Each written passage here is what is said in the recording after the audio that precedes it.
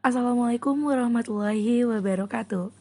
Perkenalkan, nama saya Dea Septiani Ayuning Tias, BP 2010-25-2012. Saya dari Prodi Proteksi Tanaman, di mana pada video kali ini saya akan menjelaskan penyakit yang disebabkan oleh bakteri yang menyerang tanaman budidaya padi, yaitu Xanthomonas oryzae. Berbeda dengan penyakit blast yang disebabkan oleh jamur, penyakit kresek atau yang biasa disebut dengan hawar daun bakteri justru disebabkan oleh bakteri. Penyakit kresek pada tanaman padi disebabkan oleh bakteri Xanthomonas oryzae, yang dimana serangan oleh bakteri ini dapat mengakibatkan kerusakan tanaman dan juga dapat menurunkan hasil produksi tanaman padi. Bahkan dalam serangan berat dapat mengakibatkan terjadinya puso. Serangan penyakit ini dapat terjadi pada fase bibit, tanaman muda, dan tanaman tua. Bila serangan terjadi pada awal pertumbuhan, tanaman padi menjadi layu dan mati. Gejala ini disebut dengan kresek. Gejala kresek sangat mirip dengan gejala sundep yang timbul akibat serangan penggerak batang pada fase tanaman vegetatif. Pada tanaman dewasa, penyakit hawar daun bakteri menimbulkan gejala hawar atau blight. Gejala kresek dimulai dari tepi daun, berwarna keabu-abuan dan lama-lama daun menjadi kering. Bagian yang kering ini akan semakin meluas ke arah tulang daun, hingga seluruh daun akan tampak mengering.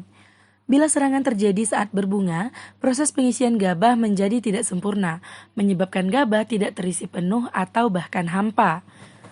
Penyakit kresek termasuk ke dalam kategori penyakit yang terbawa benih. Artinya, apabila benih tanaman padi berasal dari tanaman yang terinfeksi, maka penyakit akan berkembang pada pertanaman selanjutnya.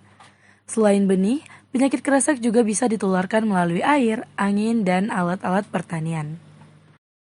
Perkembangan penyakit hawar daun bakteri atau kresek sangat dipengaruhi oleh kelembaban tinggi dan suhu rendah. Itu sekitaran 20-22 derajat Celcius. Itu sebabnya, pada musim hujan yang sehari-harinya tertutup awan, penyakit ini akan berkembang sangat baik. Di sisi lain, tingkat keparahan penyakit kresek juga dipengaruhi oleh beberapa faktor diantaranya. Pemupukan nitrogen yang tinggi, kondisi cuaca seperti angin yang kencang dan hujan, perkembangan meningkat seiring pertambahan umur tanaman, fase pembungaan merupakan periode kritis, peningkatan keparahan penyakit, dan varietas rentan penyakit kresek.